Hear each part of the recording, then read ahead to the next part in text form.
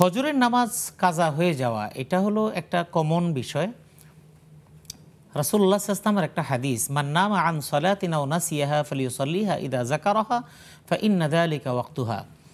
কেউ যদি নামাজের কথা ভুলে গিয়ে থাকে অথবা নামাজের সময় ঘুমিয়ে থাকে, সে যদি নামাজ ওই সময় যথাসময়ে পড়তে না পারে, তাহলে সে যখন ঘুম থেকে জাগ্রত হবে নামাজ স্মরণ হওয়ার সাথে সাথেই তিনি নামাজটা পড়ে নেবেন। সুতরাং ফজর নামাজ যদি কাজা হয়ে যায় তাহলে ঘুম থেকে ওঠার পরেই পড়ে ফেলতে হবে।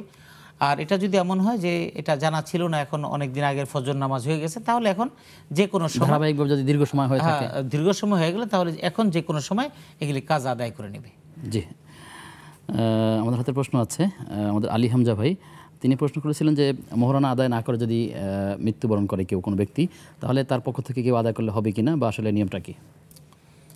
স্বামী যদি মারা যায় স্ত্রী জীবিত থাকাকালীন সময়, আসলে স্বামীর দায়িত্ব হলো স্ত্রীর দেনমোহর আদায় করে দেওয়া। এখন কোনো কারণবশত যদি স্বামী মারা যায় তাহলে তো তিনি দেনমোহর আদায় করতে পারলেন না।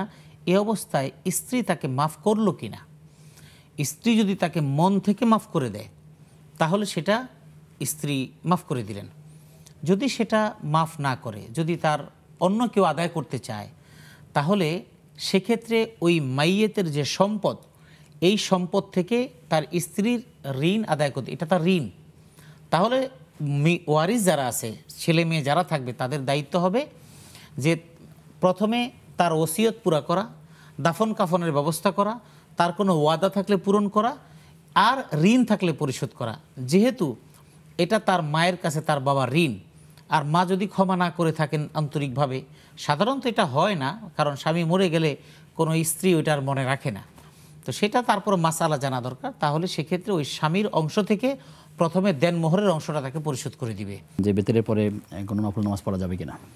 জি, বেতের নামাজের পরে নফল পড়া যাবে। এখন বিষয়টা হলো, মানে আমাদের দেশে যেটা নিয়ে একটা বিভ্রান্তি আছে, হয়তো বা এই কারণে অনেকে বলেছেন যে শেষ, মানে বেতের নামাজটা যেন শেষ নামাজ হয়, ওইটাকে কেন্দ্র করে এই জন্য অনেকে বলে থাকে যে বেতের পরে আর কোনো নফল পড়া যায় না। এটা হলো একটা, বিষয়টা হলো কি, যে রাসূলুল্লাহ সাল্লাল্লাহু আলাইহি ওয়াসাল্লাম যেটা বলেছেন, এই যে আলু আখিরা সালাতিকুম আল উইতরা, তোমরা তোমাদের বেতের নামাজটা রাতের শেষ নামাজ হিসেবে তোমরা পড়ো।